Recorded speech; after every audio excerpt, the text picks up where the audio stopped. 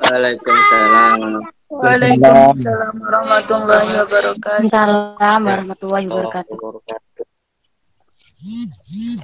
Salam boy.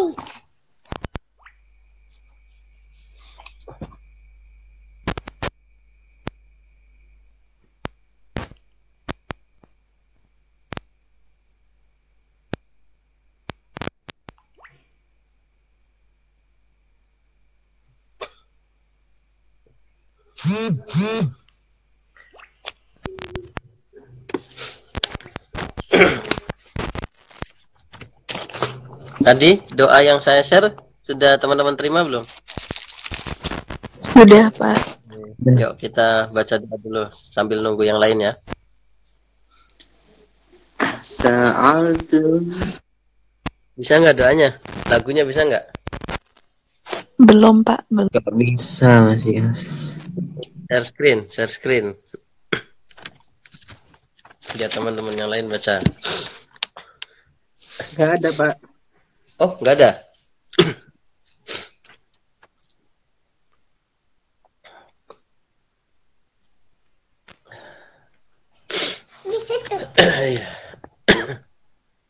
Tadi mana yang hijaunya? Kita bacanya, Mbak. Itu apa sih? Itu apa? Ben, Mbak. Mbak Tata lagi. Mbak Tata dua-duanya.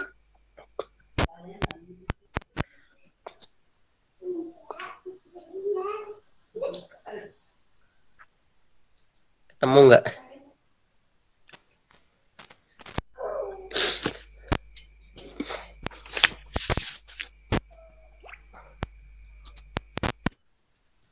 Nah, itu. Bismillahirrahmanirrahim. Ya, kita baca bareng-bareng ya. Sa'altu ka rabbi sihatal qalbi wal jiyatal abdani wal ahli wal walad wa tula hayatin في كمال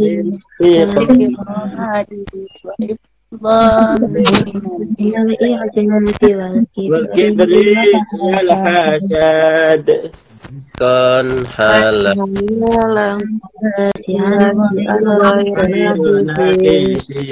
يكون لنا عونا على منهج رشد wa ilman من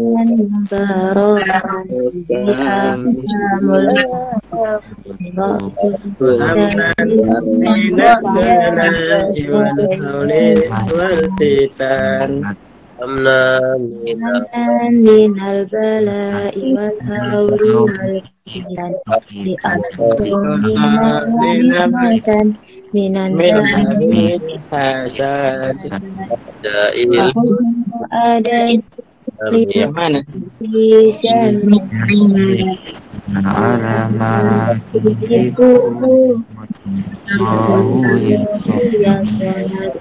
di al-haq lana ya al-haqi wal huda min al-qaribai wal ba'idina wal abad ya Rahman ya Muhsinal wara wajahil nabiyil Mustafa khairan من saja زاد عليه salatullahi summa salamuhu وآل وأصحاب ومن خلق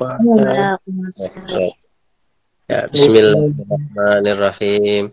Raditu billahi rabba wa bil islami dina محمد النبي ورسوله رب زدني علما وارزقني فهما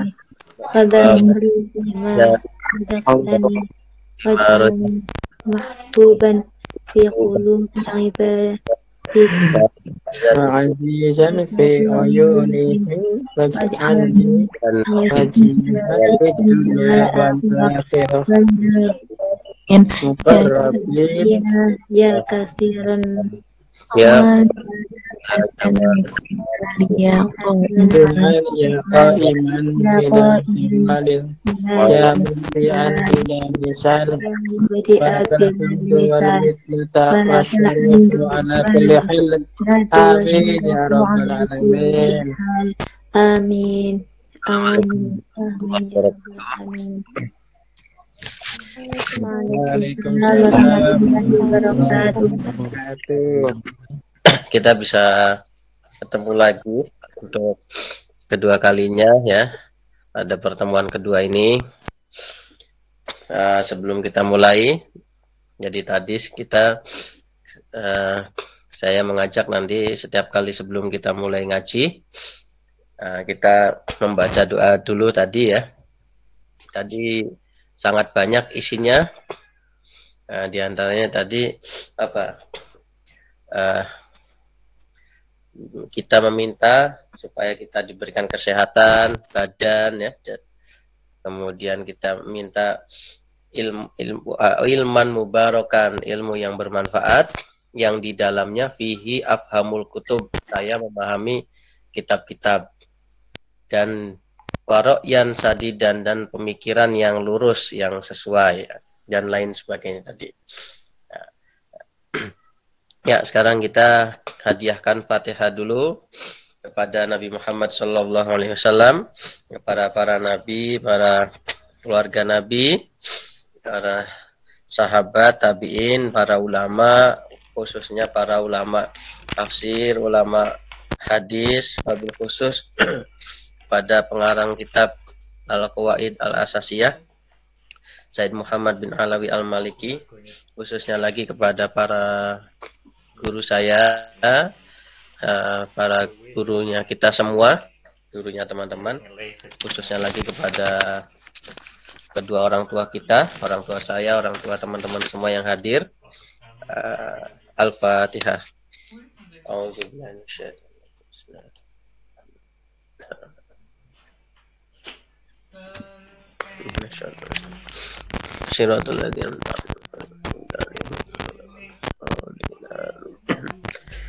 Ya, baik. Kita lanjutkan ya. Kemarin kita sudah membahas tentang pengertian tafsir, manfaatnya dan keutamaannya. Sekarang kita lanjutkan. Wa amma bayanul hajati ilaihi. Wa amma bayanul hajati ilaihi. Dan adapun maksud dari kebutuhan kita terhadap tafsir, ya, jadi kemarin kita sudah jelaskan apa itu tafsir. Nah, terus sekarang dijelaskan kenapa sih kok kita butuh tafsir, kenapa kita butuh ilmu tafsir. Maka jawabannya fali anna fahmal qur'ani al mustamila alal ahkami syar'iyati allati hiya madarus sa'adati al abadiyati. Kenapa kita butuh tafsir? Karena dengan memahami Al-Qur'an, yang di dalam memahami Al-Qur'an itu termasuk atau mencakup berbagai hukum syariat, itu merupakan sumber dari kebahagiaan yang abadi. Jadi mudahnya, dengan kita memahami Al-Quran, itu kita bisa memperoleh kebahagiaan yang abadi. Kenapa disebut abadi? Ya, karena dengan memahami Al-Quran berarti kita berpegang kepada tali yang kuat. Wahya al-urwatul wusqa, yaitu tali ikatan yang kuat. La yahtadi ilaiha, yang kita tidak bisa memperoleh petunjuk kepada tali yang kuat tadi atau pemahaman hukum syariat tadi, illa bitaufikin, kecuali dengan taufik. Nah, jadi dalam agama kita itu ada istilah hidayah, ada istilahnya taufik. Nah, hidayah itu artinya petunjuk, taufik itu juga artinya petunjuk kalau di terjemahannya. Petunjuk atau bantuan. Nah, bedanya apa? Ya. Jadi bedanya kalau hidayah, ada pertolongan atau petunjuk, itu bisa jadi tidak sesuai dengan yang kita inginkan. Jadi kalau hidayah, yang kita artikan pertolongan atau petunjuk dari Allah, itu bisa jadi caranya tidak sesuai yang kita inginkan. Tapi kalau taufik itu pertolongan Allah atau petunjuk Allah yang caranya sesuai dengan yang kita inginkan. Saya contoh begini. Ya, teman-teman punya keinginan, saya mau lulus nih. Ya Allah, semoga saya bisa lulus dari IAT ini, bisa lulus dengan mudah. Kita doa seperti itu misalkan. Ya Allah, semoga saya bisa lulus dari IAT dengan mudah. Lah, kemudian cara Allah untuk mewujudkan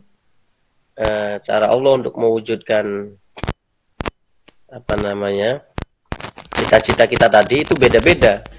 Ada kalanya Allah dengan cara yang tidak sesuai yang kita inginkan. Jadi misalkan ya kita lulus tapi ternyata di jalan ada, ya, atau contohnya begini, contoh yang lebih mudah begini. Saya misalkan ya ada seseorang ingin melakukan perjalanan jauh memakai pesawat terbang ya. Wah, jadwal berangkatnya itu jam 8. Dia sudah punya, wah saya nggak mau telat, kalau telat bahaya ini. Akhirnya saking nggak mau telatnya, sampai habis subuh dia berangkat. Tapi ternyata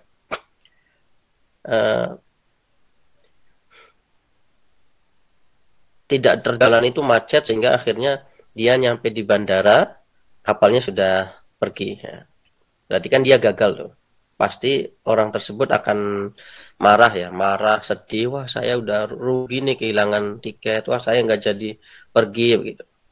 Tapi ternyata selang beberapa menit tersiar kabar bahwa pesawat dengan nomor penerbangan sekian mengalami kecelakaan.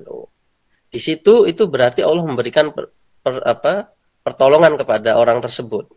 Tetapi lewat caranya yang tidak diinginkan. Jadi caranya beda. Cara Allah memberikan pertolongannya itu seperti tadi.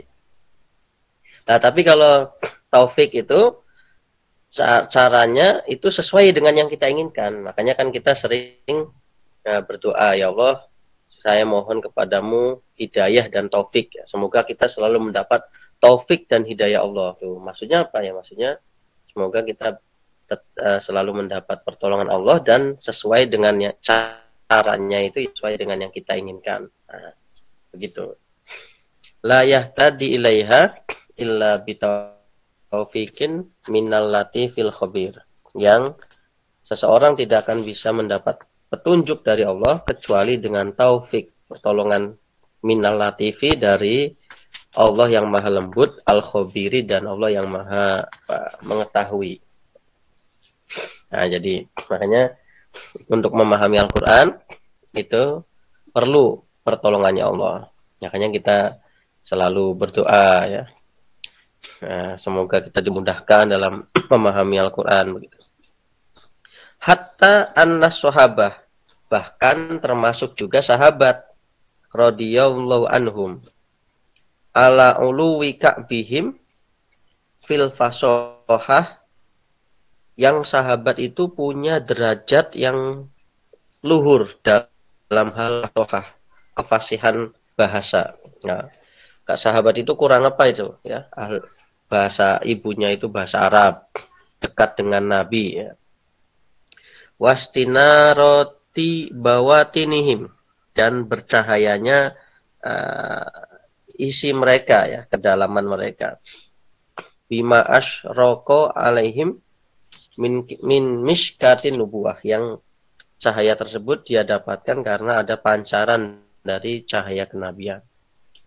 Nah, jadi termasuk sahabat itu ada kalanya juga dia tidak tahu. Bahkan kanu banyak sahabat kasih Roma itu sangat banyak. Jadi kalau kasiron itu banyak, tapi kalau kasih Roma itu sangat banyak. Yarji'una ilaihi sallallahu alaihi wasallam bisuali an asya'a lam yu'arriju alaiha. Sangat banyak para sahabat itu mengembalikan ke Nabi dalam bentuk pertanyaan, atau gampangnya begini. Jadi sangat banyak juga sahabat itu tidak tahu pemahaman atau makna Al-Quran sehingga mereka harus tanya ke Nabi. Walam tasil afhamuhum ilaiha, dan pemahaman mereka tidak sampai. Kama wako'a, seperti kejadian wako'a yang terjadi li Adi bin Hatim, kepada sahabat yang bernama Adi bin Hatim, fil khaytil abiyadi wal aswadi, terkait benang putih dan benang yang merah. Ini maksudnya terkait penafsiran surat Al-Baqarah ayat 187. Ada yang mau membacakan ayatnya? Gimana tuh ayatnya itu? Surat Al-Baqarah ayat 187. Coba. Kita akan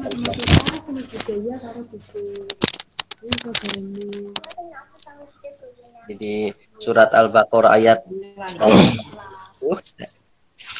Uhilla lakum lailatan hunna libasul lakum wa libasul lahum. Ya. Ini jadi cerita tentang sampai kapan orang itu diperbolehkan sahur. Wa kulu washrabu hatta yatabayyana lakumul khaytul abyadu minal khaytil aswadi. Jadi ini ceritanya waktu itu turun surat Al-Baqarah ayat 187 mulai dari awal ayat sampai tadi minal khaytil aswadi. Jadi di situ orang boleh sahur, boleh makan, boleh minum, itu sampai jelas bagi kita mana benang yang putih, mana benang yang hitam. Ya, sahabat Adi bin Hatim ini dikisahkan bahwa dia mengambil benang yang warna hitam satu, yang warna putih satu, terus ditaruh di bawah bantal. Dia lihat lagi, kok nggak ada petunjuk apa-apa nih. Dia lihat lagi, kok nggak ada petunjuk apa-apa lagi. Sampai akhirnya terbitlah fajar ya. Subuh, kemudian terang pagi. Nah, kemudian sahabat Adi ini akhirnya nanya ke Nabi, katanya kita boleh makan sampai nanti ada tanda-tanda dari benang hitam dan putih. Kok tadi malam saya lihat bolak-balik kok nggak ada tanda apa-apa. Nah, jadi di sini sahabat itu salah tafsir, dikiranya benar-benar benang putih dan benang merah. Makanya kemudian nanti Allah menurunkan ayat lagi, ayat lanjutannya itu ya. Minal fajri dan seterusnya. Jadi yang dimaksud benang putih dan benang hitam itu maksudnya adalah dengan adanya fajar. Jadi yang tadinya gelap, benang hitam, kemudian menjadi benang putih. Maksudnya adalah kita bisa melihat. Nah ini contoh bahwa sahabat pun ada yang tidak memahami kandungan ayat Al-Quran. Jadi maksudnya apa? Nah, meskipun para sahabat itu ahli dalam bahasa Arab, bahasa ibunya itu bahasa Arab, tapi ada kasus-kasus tertentu mereka itu tidak mengetahui kejelasan maknanya. Makanya wala syakka, lan tidak diragukan lagi, anna, bahwa kita ini semua muhtajuna ila makanu muhtajina, bahwa kita itu kebutuhannya sama seperti para sahabat pada masa itu, yaitu butuh penjelasan tentang Al-Quran. Waziyadatan, bahkan kita itu lebih butuh dari para sahabat. Ya. Makanya kita itu lebih butuh terhadap pemahaman Al-Quran. Nah, jadi di sini terlihat bahwa pentingnya ilmu Al-Quran itu, atau tafsir ya. Ya, kita lanjutkan. Haddul Qur'ani. Haddu itu artinya batas, tetapi yang dimaksud di sini itu definisi. Jadi kalau teman-teman lihat kamus nanti maknanya ada batas, ada definisi. Haddul Qur'ani, definisi dari Al-Quran. Jadi kemarin kita sudah bahas definisi tafsir, sekarang kita bahas definisi Al-Quran. Apa itu Al-Quran? Al-Qur'anu lughatan, ya, Al-Quran secara bahasa ma'khuzun minal qur'i. Ma'khuzun diambil minal qur'i dari asal kata qoro'a atau qur'i ini. Artinya apa? Wa huwa al-jam'u, kumpulan, sesuatu yang berkumpul. Nah, jadi asal mulanya seperti itu. Jadi kenapa akhirnya kemudian qoro'a itu artinya membaca? Artinya membaca itu ada sesuatu yang berkumpul di situ. Nah, seperti Al-Quran ya. Kenapa Al-Quran kok secara bahasa disebut dengan al-jam'u? Karena di dalamnya berkumpul ayat-ayat, berkumpul surat dan lain sebagainya. Itu secara bahasa. Wa urfan, dan secara istilah, terminologi, wa huwa al-kalamu al-munazzalu ala sayyidina Muhammadin sallallahu alaihi wasallam al-mu'jizu bisuratin minhu. Nah ini. Jadi, apa itu definisi Al-Qur'an? Ya, kalau teman-teman ditanya, apa itu Al-Qur'an? Al-Qur'an itu kalam, firman yang diturunkan kepada Nabi Muhammad berarti sebagai mukjizat dengan satu surat. Jadi maksudnya coba itu artinya begitu. Nah, ini arti secara tekstual ya. Jadi firman yang diturunkan kepada Nabi Muhammad, ya maksudnya di sini ya firman Allah ya, kalamullah yang diturunkan kepada Nabi Muhammad sebagai mukjizat atau menjadi mukjizat dengan satu surat. Maksudnya apa? Nah, kita akan bahas di bawahnya. Faqauluna, adapun ucapan kita, ucapannya Said Maliki di sini, Said Muhammad, yang dimaksud al-kalam itu jinsun syamilun, jenis yang mencakup keseluruhan. Mencakup keseluruhan apa? Li jami'il kalami, kepada semua ucapan. Jadi kata kalam di sini masih umum. Ucapannya Allah, ucapannya siapa masih umum.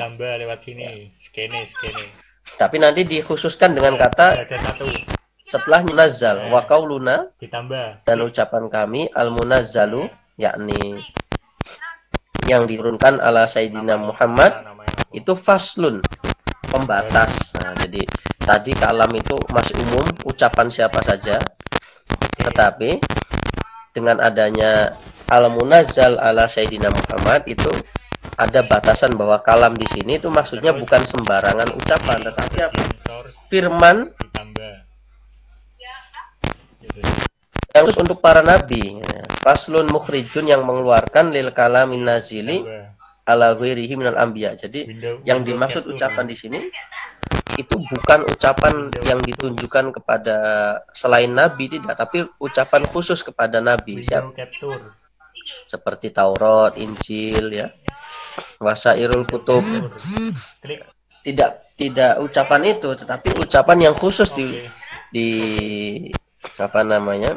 diberikan kepada Nabi Muhammad. Jadi meskipun Allah berfirman kepada Nabi Musa, sehingga akhirnya nanti kitabnya disebut Taurat, tetapi itu tidak disebut Al-Quran. Karena apa? Ada batasan bahwa Al-Quran itu kalam yang diberikan kepada Nabi Muhammad. Wa qauluna al-mu'jizu, adapun ucapan kita al-mu'jizu yang bisa menjadi mukjizat, itu faslun sanin, pembatas yang kedua. mukhrijun lil ahadis ar-rabbaniyah, yang mengecualikan hadis-hadis diskusi rabbaniyah. Di sini bukan diskusi. Jadi makanya beda antara Al-Qur'an dengan hadis kursi itu beda. Hadis sahihaini seperti hadis dalam kitab Bukhari Muslim, ana inda dzanni abdi, saya sesuai dengan prasangka hamba saya. Jadi ini memang terkadang para ulama kita ketika ingin mendefinisikan itu detailnya seperti ini. Tadi disebutkan di atas secara ringkas, tetapi didetailkan lagi perkataan. Ini kalau dulu skripsi itu ada istilahnya namanya apa ya? Buka Google Meet mau neng di penjelasan batasan judul. Jadi misalkan judulnya adalah bagian studi contohnya kayak iki. Misalkan penafsiran ayat gender dalam tafsir Jalalain misalkan. Layarnya muncul. Maka nanti ada penjelasan tentang judul itu. Apa yang dimaksud penafsiran di judul ini? Apa yang dimaksud ayat gender di judul ini? Apa yang dimaksud Jalalain di sini? Itu ada dulu. Tapi sekarang kayaknya sistematika penulisan skripsi sudah berbeda-beda. Ada yang mencantumkan, ada yang tidak. Ya. Sumal ikhtisaru fil haddi alal ijazi.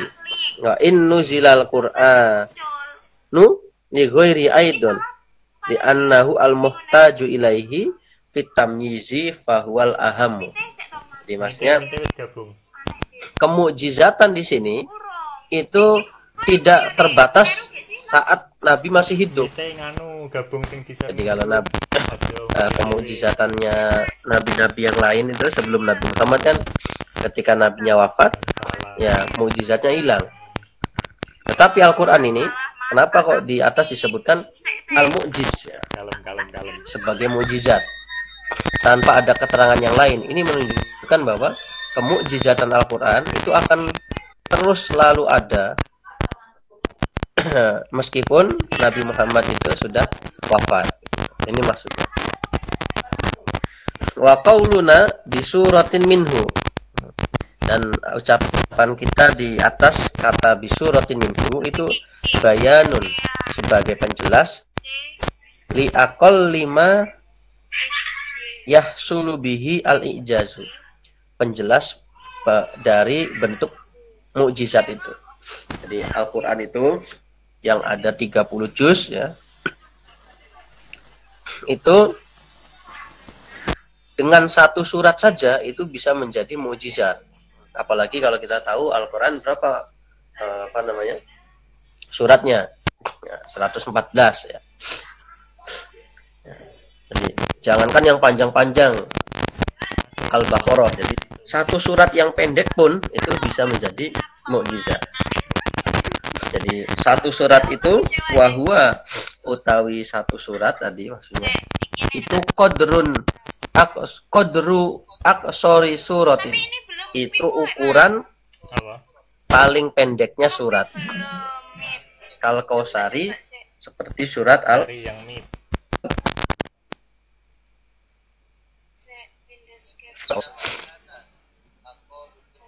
namanya aqalul idasi.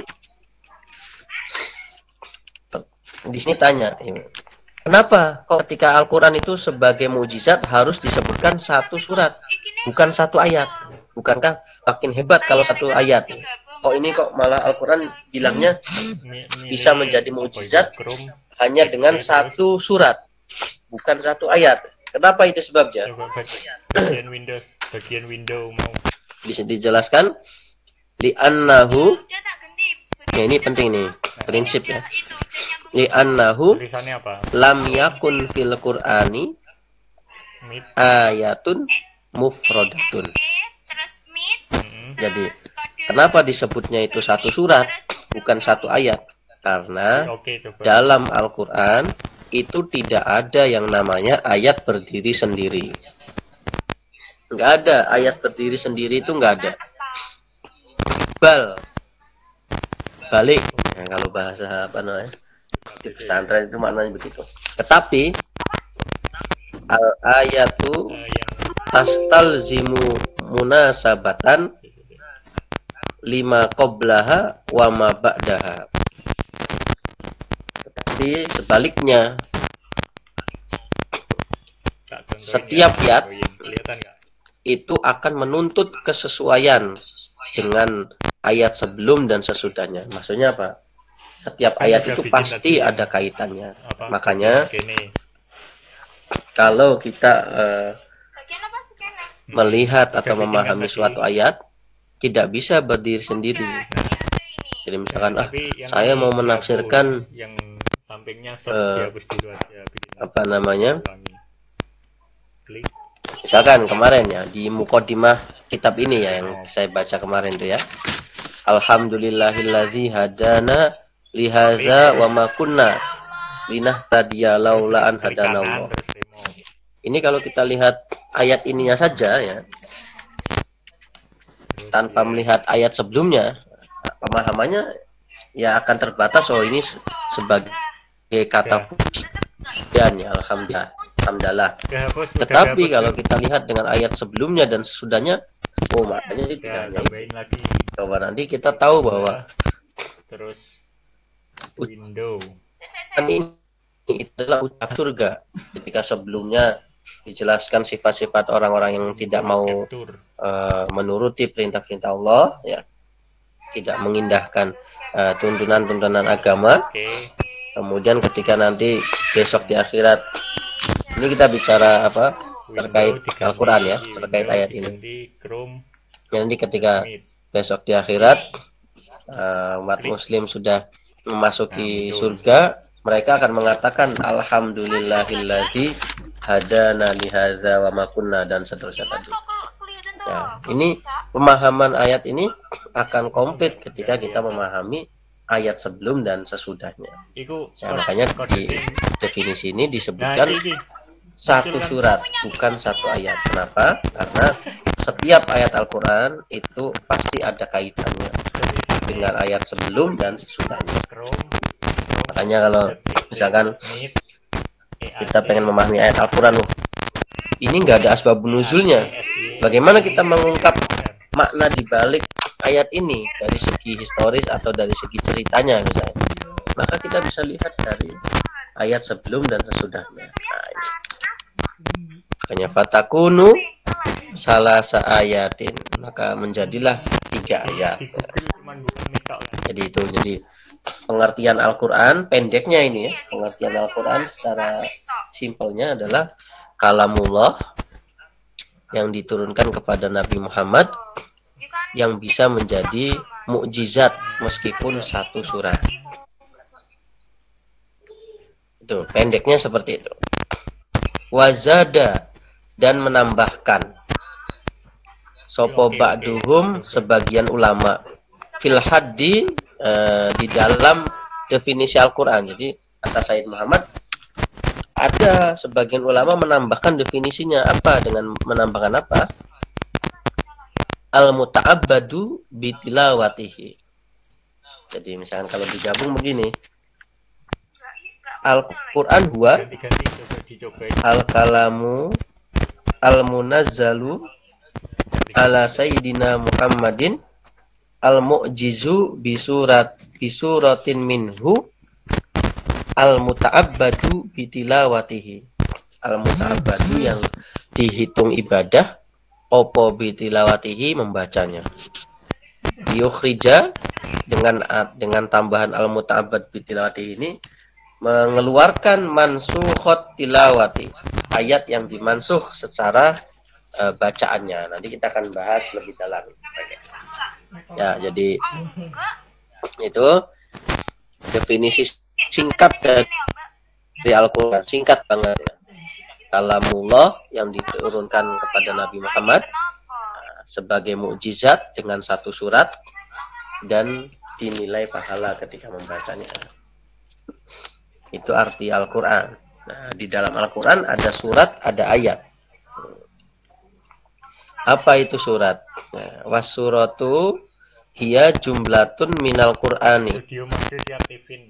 Nah, surat itu suatu kumpulan yang ada di dalam Al-Quran. Studio mode. Aqalluha Jangan, salasu ayatin. jangan bawa.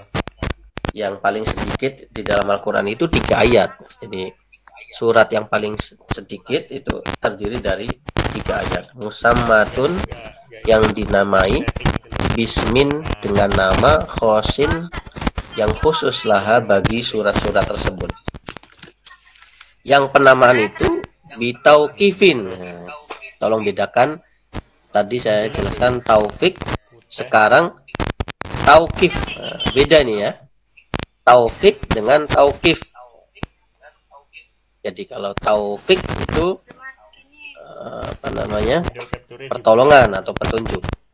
Tapi kalau tauqif itu keputusan, ketetapan. Ini ijtihadi atau tauqifi. Nah, nanti kita akan bahas ya. Bitauqifin dengan ketetapan minan nabi. Jadi Nabi Muhammad SAW, maksudnya nama-nama surat itu berdasar petunjuk Nabi. Kok bisa tahu? Ya, kita sering membaca hadis bahwa misalkan Nabi, siapa yang membaca akhir dari surat Al-Baqarah, ya. Oh, berarti itu namanya surat Al-Baqarah. Siapa yang membaca surat Al-Waqiah? Nah, jadi makanya sekarang kita kenal Al-Waqiah. Iqra'u Yasin mautakum, bacalah Yasin kepada orang yang meninggal di antara kalian. Oh ya, berarti nama surat itu Yasin. Kita tahunya dari Nabi yang menjelaskan, Nabi yang menyebutkan. Bi antuzkaro bizalikal ismi watashtahhiru bihi. Caranya penamaan itu Nabi menyebutkan, ya, nama itu disebutkan oleh Nabi. Kemudian akhirnya nama itu terkenal masyhur. Meskipun nanti ada ya, selain nama-nama Al-Quran yang sudah inti, yang sudah pakem dari Nabi, itu nanti ada para ulama itu memberikan nama-nama Al-Quran lagi. Makanya misalkan surat Al-Ikhlas itu nama lainnya sangat banyak, itu surat Al-Ikhlas. Ya, yang kita kenal dari Nabi surat Al-Ikhlas. Tapi nanti dari para ulama itu banyak yang memberikan nama lain, sehingga paling tidak lebih ya dari 20 itu nama lainnya Al-Ikhlas. Nah, itu surat. Jadi kumpulan yang terdapat di dalam Al-Quran. Kumpulan tersebut paling sedikit terdiri dari 3 ayat.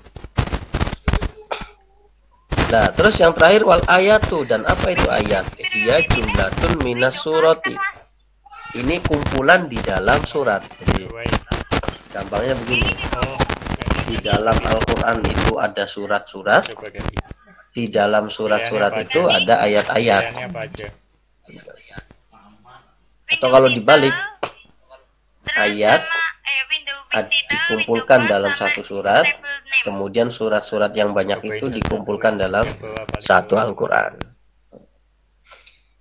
Ya, jadi mumayyizatun bil fasilati, yang apa namanya, menjadi beda bil fasilati dengan adanya pembatas-pembatas.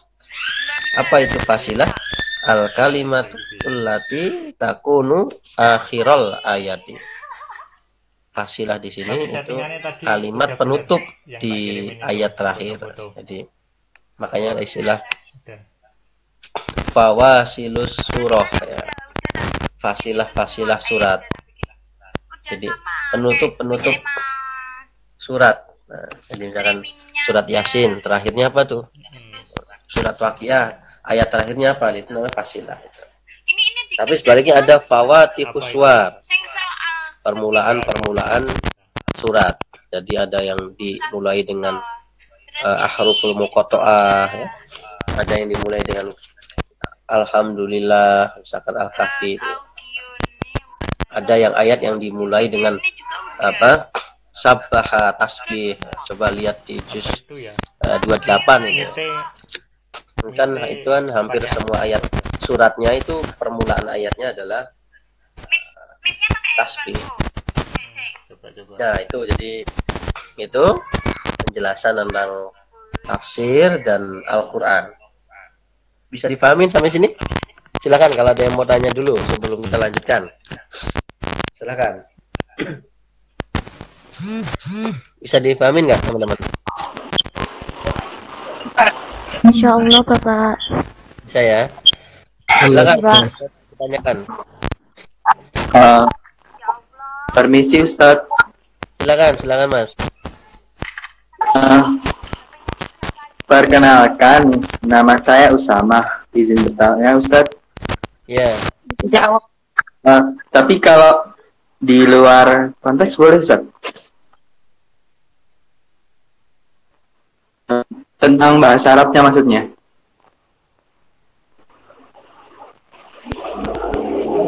Silakan. Tadi kan ada kata musamah di pengertian surat. Iya, Ya. musabtun. Itu termasuk isim atau fi'il ya Ustaz?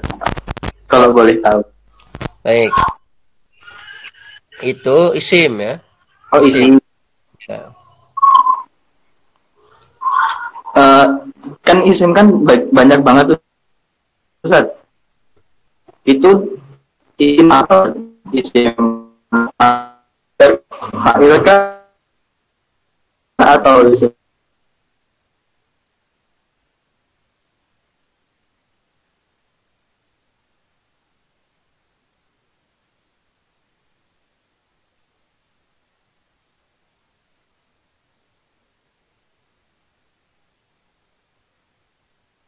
Ya, kalau boleh Ustaz. Lagi musamatun ini. Jadi bagian berapa ini ya? Nanti mau bilang.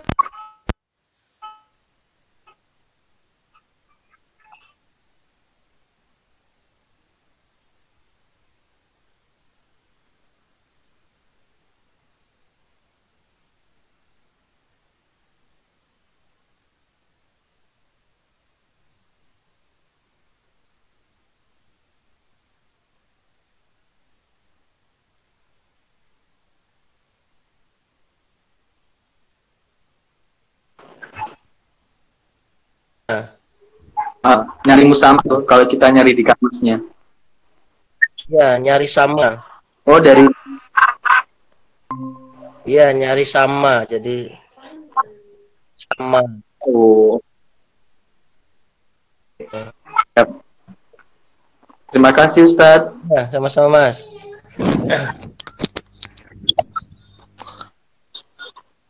Izin bertanya Ustaz. Apa nih namanya? Perkenalkan, nama saya Natalia. Ya,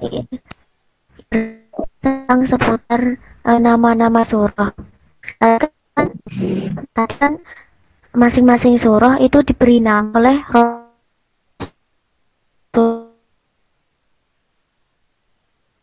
yang memberi nama lain. Nah, orang-orang yang itu dari kalangan sahabat atau pada tabiin ataupun masing orang yang berilmu boleh memberikan nama. Misalkan kan menjadikan malah yang orang berikan nama ini karena untuk orang-orang yang memberikan nama atau menamai suatu surah. Terima kasih. baik. Bagus nih pertanyaannya ya. Ya. Jadi apa namanya? Kita harus ceritanya kan gini. Jadi ilmu Al-Quran ya, ulumul Quran, termasuk juga nanti di dalamnya ulumul tafsir, itu kan datang belakangan. Jadi ibaratnya Al-Quran itu turun ya, kemudian nanti tradisi terkait dengan Al-Quran itu apa namanya berjalan ya, Nabi menafsirkan, kemudian sahabat ada yang bertanya, sahabat juga mencatat penjelasan dari Nabi, itu kan berjalan terus. Tetapi ilmu Al-Qur'annya sendiri itu kan kita tahu bahwa sejak pembukuan ulumul Quran itu kan agak jauh ya, agak jauh setelah, bahkan jauh ya, tidak lagi pada masa Nabi begitu. Sehingga ibaratnya berjalannya itu mundur. Jadi kejadiannya dulu, kemudian baru nanti ada ilmunya. Kemudian ilmu itu sehingga akhirnya ilmu bercerita tentang kejadian yang sudah terjadi begitu. Ya.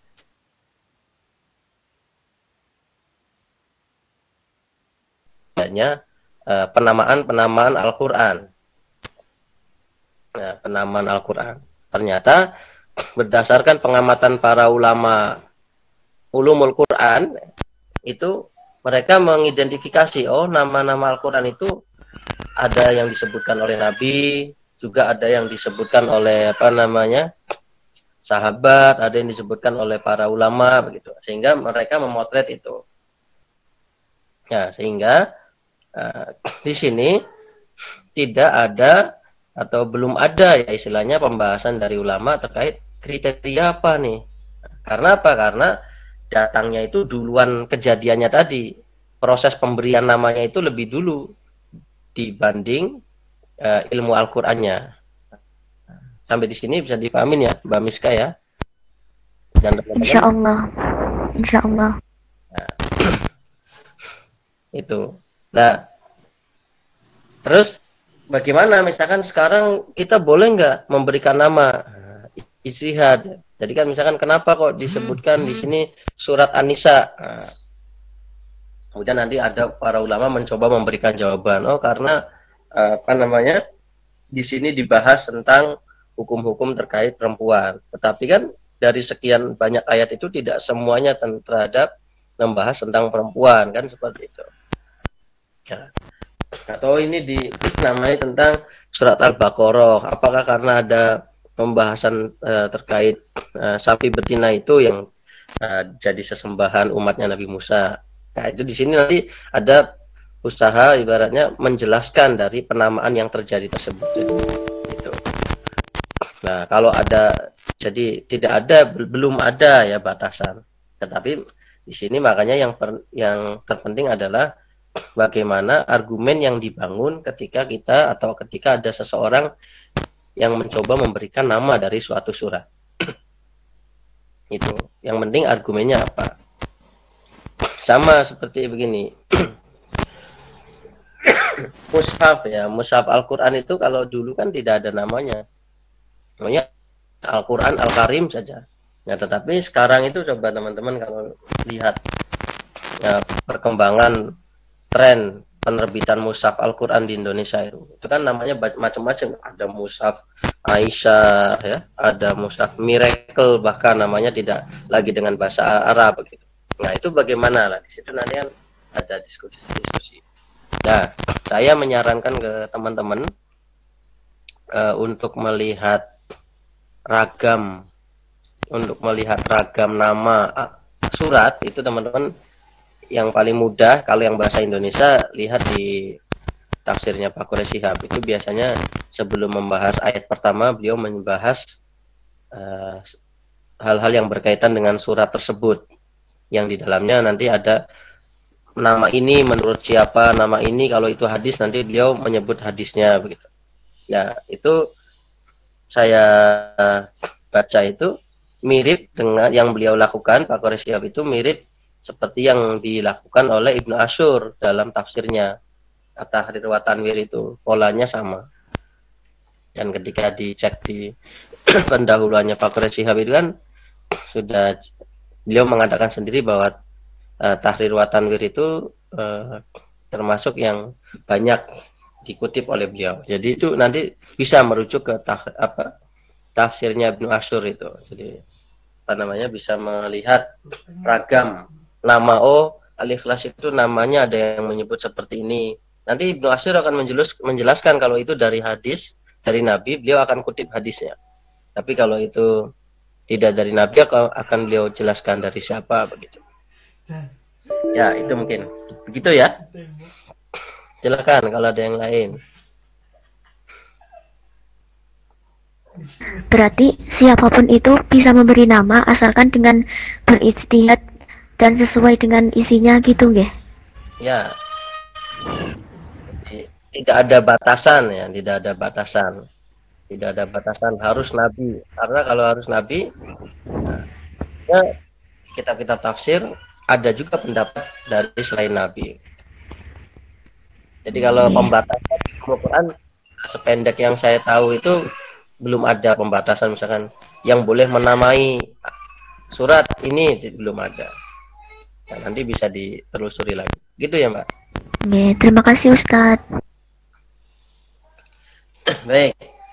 Kalau tidak ada, kita lanjutkan lagi. Nanti bisa bertanya lagi. Ya, ini kita masuk pada pembahasan yang pertama ya. Al-Makki wal Madani. Al-Makki wal Madani. Atau kita biasa mendengar Makiyah Madaniyah. Ikhtalafa al-ulama'u fil Makki wal Madani. Para ulama itu berbeda dalam membahas Makki dan Madani. Perbedaan itu ala salah satu akwalin. Berbedanya menjadi 3 pendapat. Jadi ulama berbeda dalam 3 pendapat. Jadi maksudnya perbedaan itu ada 3. Ringkasnya seperti itu. Ashharuha, yang paling masyhur, yang paling terkenal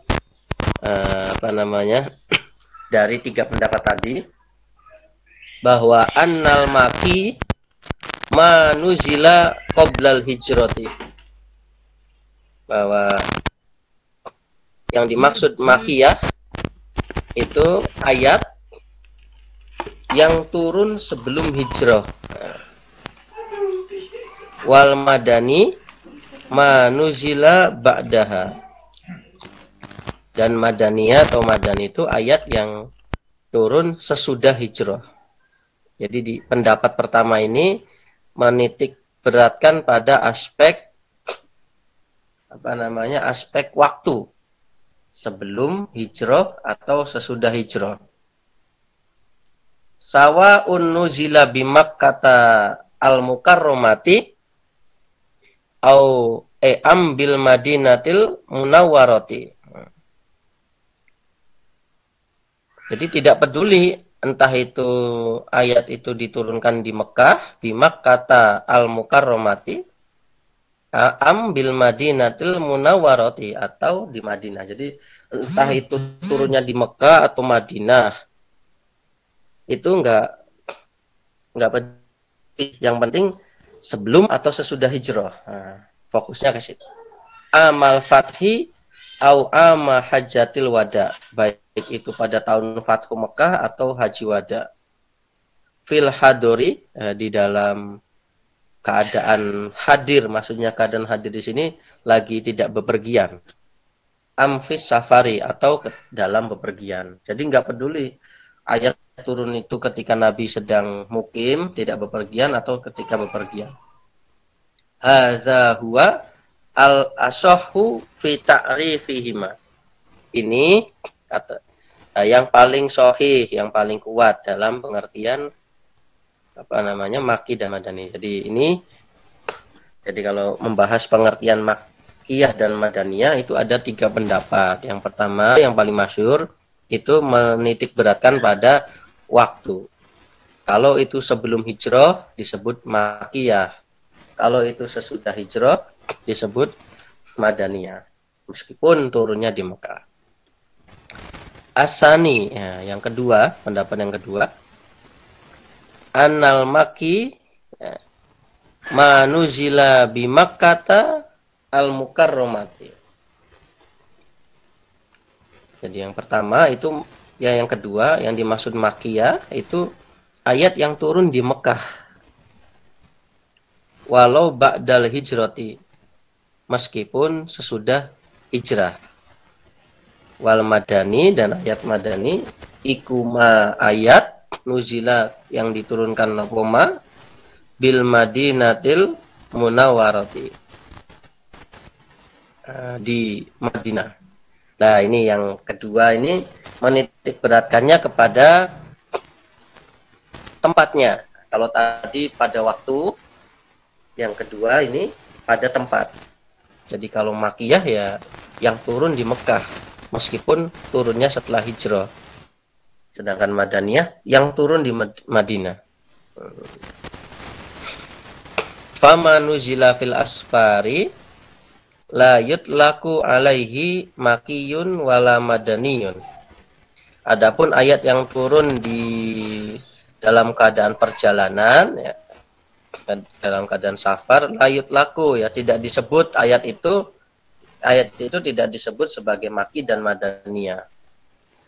Tetapi disebut apa? Bal yuqalu lahu, tetapi ayat tadi disebut dengan safariyun. Ayat yang turun dalam keadaan bepergian. Nah, ini pendapat kedua.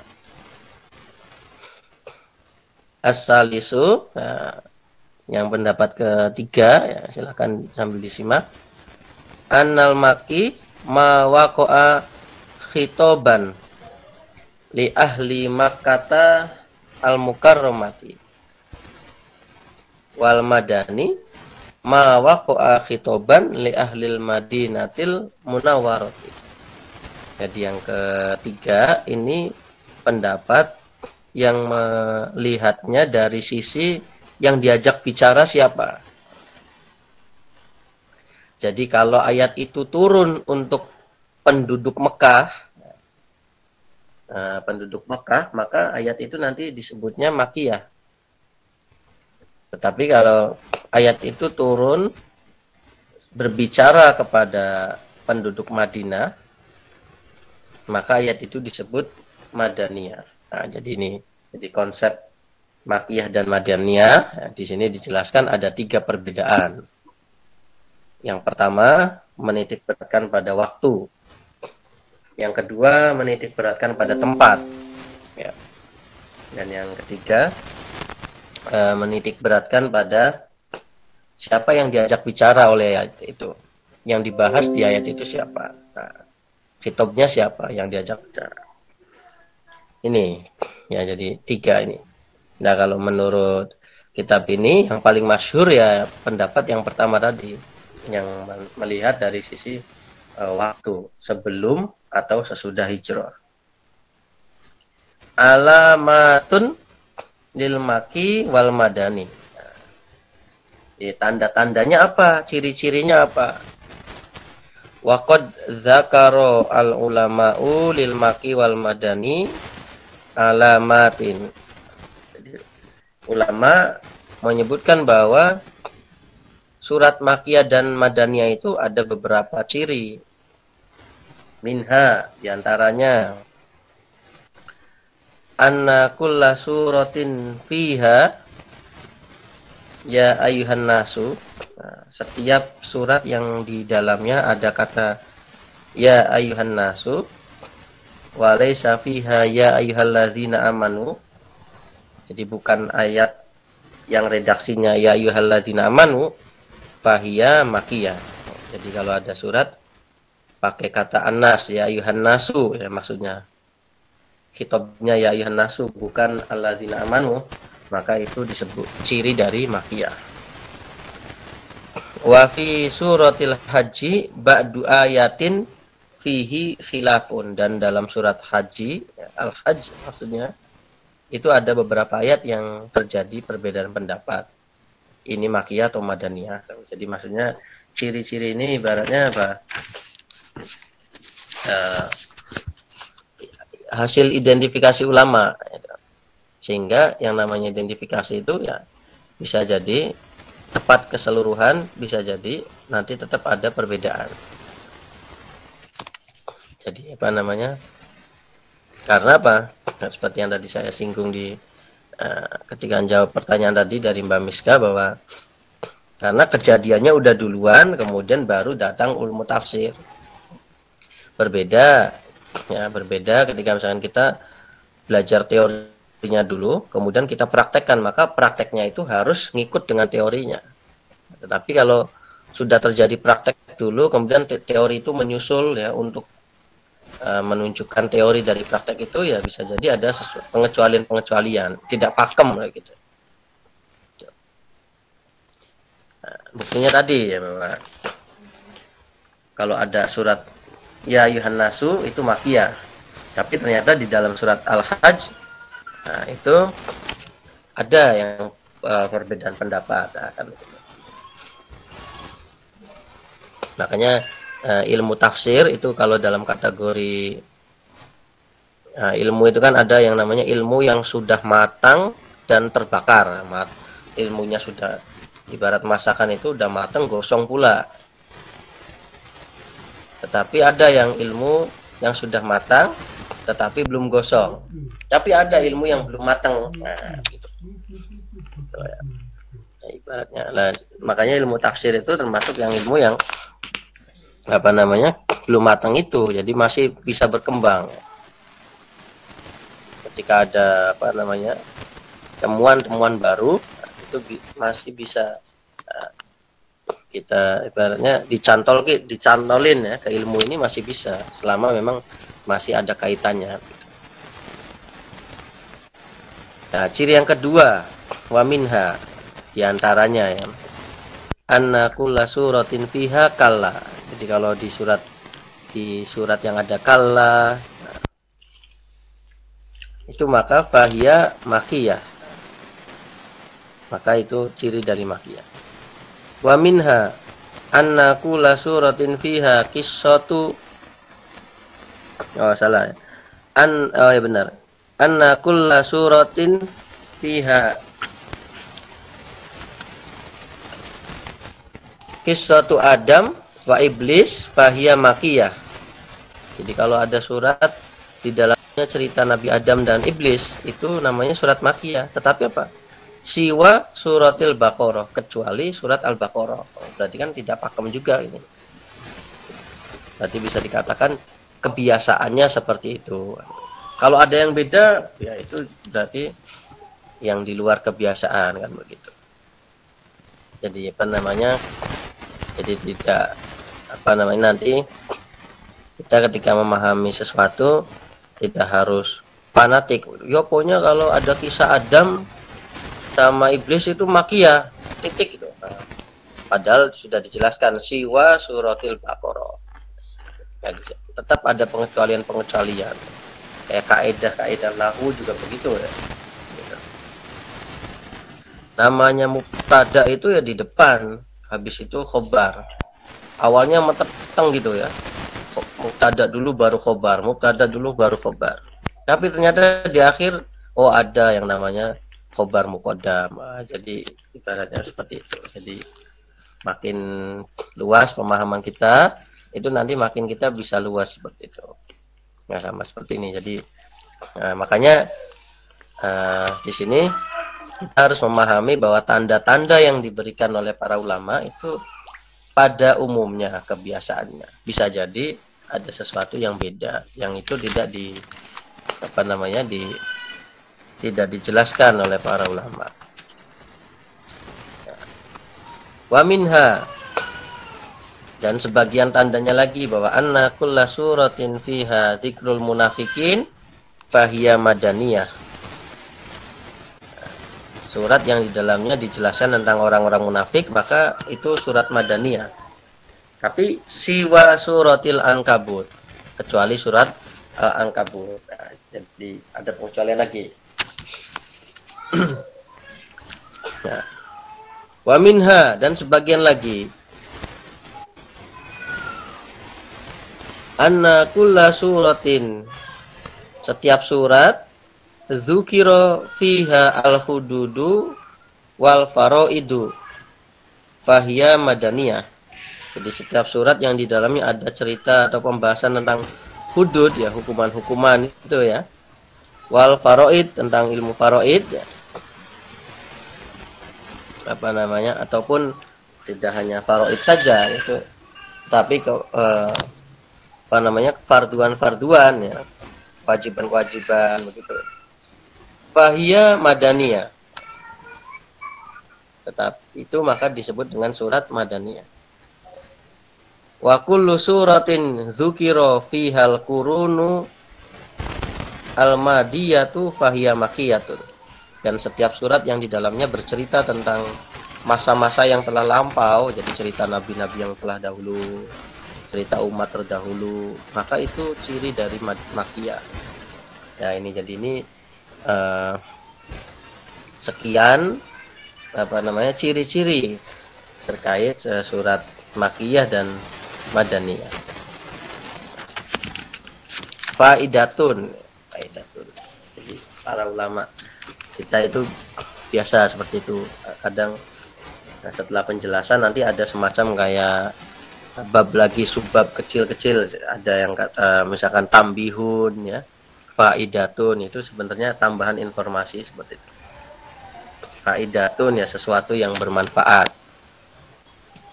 Jadi mungkin yang dimaksud di sini tambahan dari pembahasan yang sudah disampaikan, bahwa nuzilat bil madinatil munawwarati is'un wa ishruna suratan. Jadi, surat yang turun di Madinah itu ada berapa ini? 29 surat. Al-Baqarah, Ali Imran, An-Nisa, silakan dibaca sendiri itu ya. Al-Maidah ya. Al-Anfal, At-Taubah, Ar-Ra'd, ya. Al-Hajj, An-Nur, ya. Al-Azab, Muhammad, Al-Fatah, Al-Hujurat, Al-Hadid, Mujadalah, ya. Ada yang baca Al-Mujadilah, ya. Itu silahkan nanti di bagaimana argumennya. Al-Hasyr, Al-Muntahanah, As-Saff, ya. Terus ini. Jum'ah, Al-Munafikun, At-Taghabun, At-Tolak, At-Tahrim, Al-Qiyamah, Az-Zalzalah, Al-Qadar, An-Nasr, Al-Mu'awwidhatan. Mu'awwidhatan ini ya maksudnya. Al-Falak, An-Nas itu. Nah ini ada 29. Wabaqis surah ya. Wabaqiyas surah maksudnya. Yang surat-surat yang selain tadi ya, nuzila bi Makkah. Ya. Diturunkan di Mekah. Jadi selain surat yang disebutkan tadi, itu diturunkan di Mekah. Bahwa khamsun wa samanuna suratan, ada 85. Jadi tadi 29, sekarang ada 85. Itu yang begitu. Suwarul Qur'ani kulluha mi'ah wa arba'asyarah. Itu kalau kita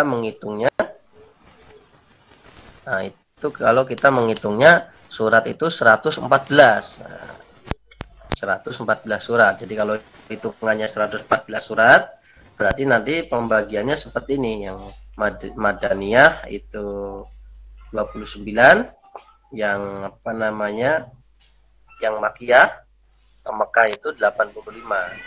Karena apa? Karena memang ada juga ya perbedaan dalam menghitung jumlah surat. Ya, ada yang menyebut bahwa surat Al-Quran itu ada 113, bukan 114. Ya, pertanyaannya loh, apakah berarti kemudian ada satu surat yang nggak ada? Ya. Nah, itulah nanti yang teman-teman harus bisa memahami. Sama seperti ayat surat ini menurut ulama Irak hitungannya segini. Katakan misalkan 200. Menurut ulama Mekah 201 loh. Itu berarti ada tambahan atau pengurangan ayat. Itu nanti teman-teman harus bisa memahami itu. Nanti kita akan bahas insya Allah nanti. Nah, jadi ini kita membahas yang ringan-ringan dulu. Seperti tujuan dari kitab ini, bahwa ini sebagai pengantar untuk kita yang ingin memahami lebih dalam. Sebelum kita pahami dulu yang asas-asasnya, yang fondasinya, yang penting-pentingnya sebagai landasan kita. Ya, ini mungkin silakan. Tadi kayaknya ada yang mau nanya. Silakan. Mohon maaf Pak, izin bertanya. Silakan Mbak Lilis. Ya Pak, ini mau tanya berkaitan dengan surat Makkiyah dan Madaniyah ya Pak. latar belakang adanya pembagian ayat Makkiyah dan Madaniyah itu apa, Pak? Atau maksud dan tujuan dari dibaginya surat-surat dalam Al-Quran ke dalam Makkiyah dan Madaniyah itu seperti apa? Itu, Pak. Baik. Terima kasih. Ya, adanya pembagian ya, Makkiyah dan Madaniyah itu bermanfaat, dan maksudnya apa namanya, bisa dilihat dari berbagai aspek ya. Jadi misalkan kalau dalam kaitannya syariat ya, hukum syariat, ahkam, maka kita akan bisa mengetahui mana yang lebih dulu, mana yang datang kemudian.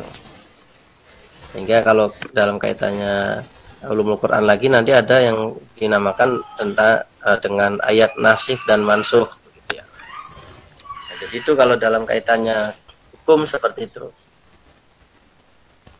Nah, jadi kita akan tahu mana ayat yang lebih dulu, mana yang ayat yang belakangan. Sehingga kita akan tahu proses pembentukan hukum dalam Islam itu prosesnya bagaimana. Nah, itu yang pertama. Kemudian yang apa namanya? Yang kedua, kalau kita lihat dari tadi apa namanya? Fokus kepada aspek pembentukan hukum. Yang kedua itu kita akan melihat bagaimana urgensinya, maksudnya ya, manfaatnya. Kita akan melihat bagaimana proses perkembangan Islam itu sendiri ya, khususnya dalam kaitannya dakwahnya. Jadi bagaimana metode dakwah yang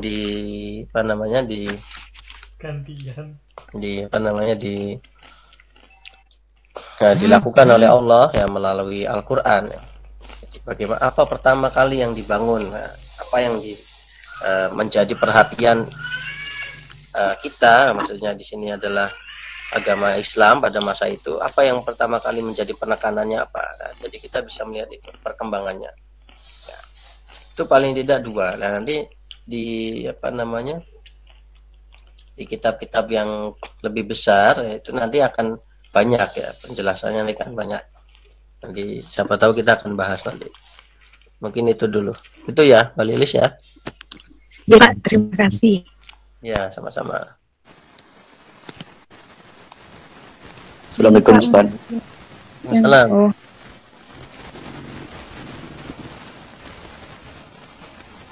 Yang Mas apa ini? Mas Topik ya? Mas Topik Khairul Anam. Gimana yang pertanyaannya? Oh, perbedaan Makkiyah dan Madaniyah.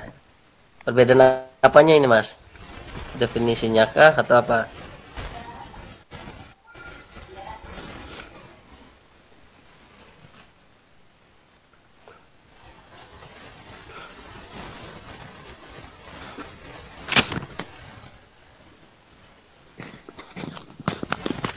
Nah, terus ada Mbak Asri ya, Mbak Asri Naili Fariha.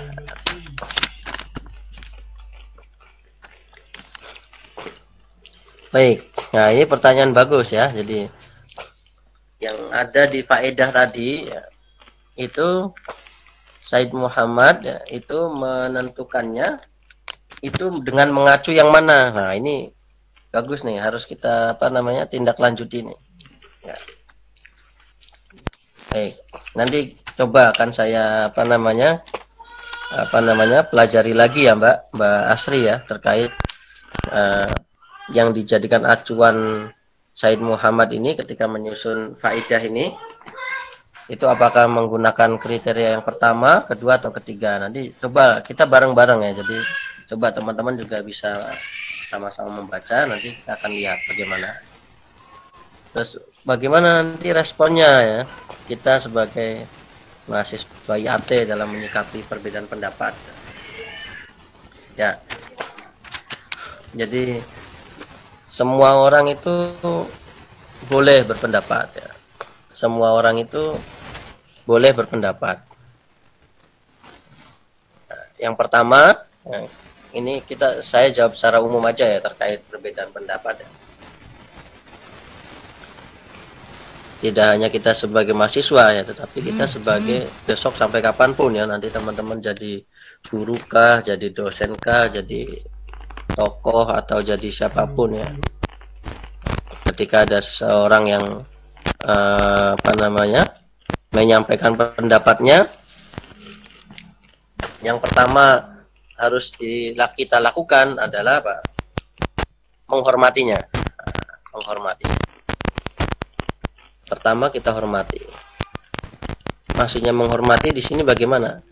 Kita biarkan dia menyampaikan dan kita dengarkan secara serius. Jadi kita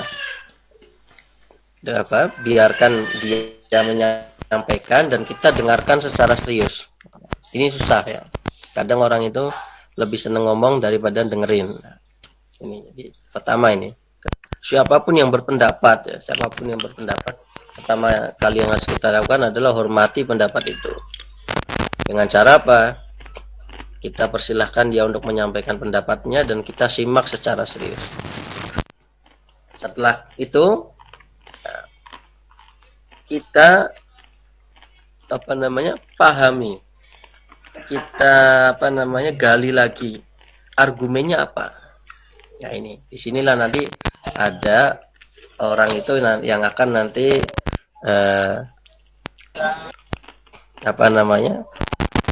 semua tersaring begitu ya, terfilter ya. 100 orang berpendapat semua. Tapi ketika nanti dilihat argumennya,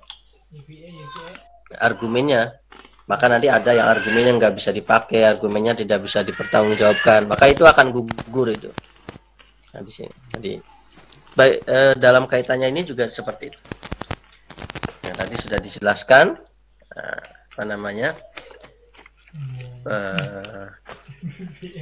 tadi definisinya. Cuman di sini ya namanya juga kita pengantar. Kita pengantar, jadi argumentasi dari yang seperti ini tidak dijelaskan. Tapi nanti teman-teman bisa lihat di kitab asalnya di Al-Itqan atau nanti sebelum Al-Itqan di Al-Burhan atau nanti yang agak modern ya, agak kesini Manahilul Irfan, nanti di situ akan ada tuh perdebatan-perdebatannya. Nah, setelah nanti kita tahu argumennya, maka pilih yang paling kuat, yang paling bisa diterima. Terus yang selanjutnya apa? Setelah memilih yang paling kuat, kita sesuaikan dengan kebutuhan yang terbaik pada masa ini yang mana. Gitu. Jadi itu yang paling sesuai dengan yang saat ini apa? Lah bisa jadi sesuatu yang pada saat tertentu itu lemah dari sisi kekuatan argumennya, tetapi pada sisi yang lain bisa menjadi yang terbaik pada masanya. Makanya kalau dalam istilah dalam kaitannya hukum fikih ya, kadang ada pendapat yang waktu itu dinilai tidak kuat oleh para ulama, tetapi pada saat ini justru itu yang paling sesuai. Maka tidak masalah kita memakai itu. Nah, jadi itu tahapannya seperti itu. Kita hormati, kita pahami argumentasinya. Setelah itu kita pilih yang menurut kita kuat. Tetapi tidak berhenti di situ. Kita tetap menghargai yang pendapat yang ada tadi, karena bisa jadi yang kita pilih saat ini lemah, tapi besok ternyata itu yang dibutuhkan untuk kemajuan pengembangan ilmu atau yang kebutuhan menjawab problem masyarakat, seperti itu. Mungkin itu secara umumnya seperti itu, Pak. Dalam kaitannya ini juga seperti itu. Bisa jadi ini yang paling kuat adalah yang dari segi melihat waktu sebelum atau sesudah hijrah. Nah, tapi kan di sini tidak ada yang dijelaskan argumennya. Karena apa? Ya maklum, ini kitab seperti yang kita sudah bahas, bahwa ini tidak ingin terlalu jelimet, tidak ingin terlalu apa namanya dalam, karena ini yang penting teman-teman paham poin-poin pentingnya, poin-poin dasarnya, begitu ya Mbak Asri ya.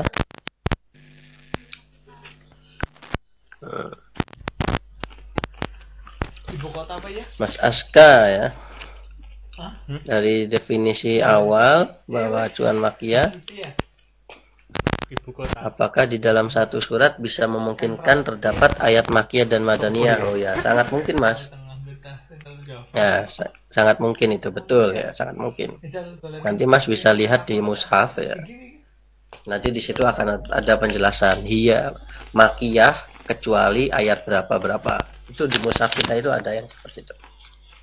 Jangan teman-teman buka surat Al-Baqarah. Nanti coba dilihat di situ. Al-Baqarah itu apa? Suratnya kategorinya apa? Tapi nanti kalau ada pengecualian akan disebutkan di situ. Nah, ini contoh yang sederhana. Ya. Metro City, Capital City. Mbak Miska Maulida.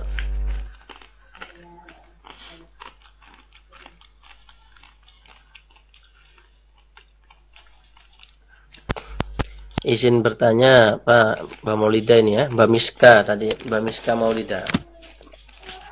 Terkadang dalam satu surat memiliki perbedaan pendapat makiyah dan madaniyah, sehingga keduanya ditulis. Ya betul. Lalu bagaimana menentukan apakah surat itu tergolong makiyah dan madaniyah? Ya, karena mengingat bahwa Al-Quran itu turun tidak langsung satu surat, betul. Nah, makanya kalau kita sebentar ini tak jawab yang terakhir dulu ya Mas Sultan ya.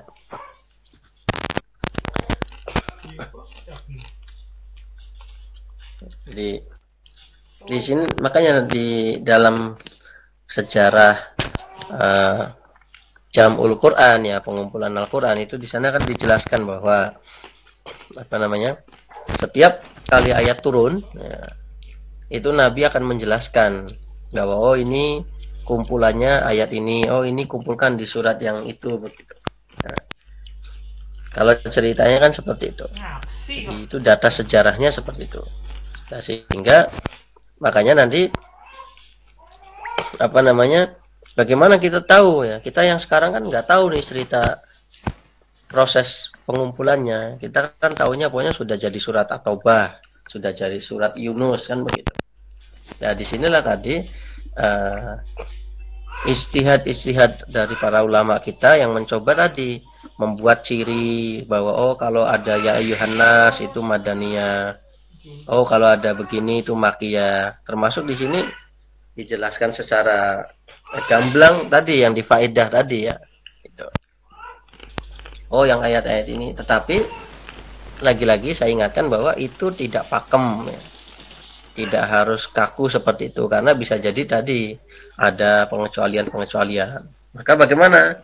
Cara simpelnya ya, kita ikuti yang sudah dijelaskan para ulama, misalkan ciri-cirinya ya. Ya udah, kita pakai ciri-ciri itu. Tetapi ketika nanti ketemu dengan yang sesuai ciri-ciri, tetapi ternyata ulama beda pendapat mengatakan bahwa oh itu pengecualian ya, maka kita ikuti itu. Tetapi habis itu ada lagi pendapat ya.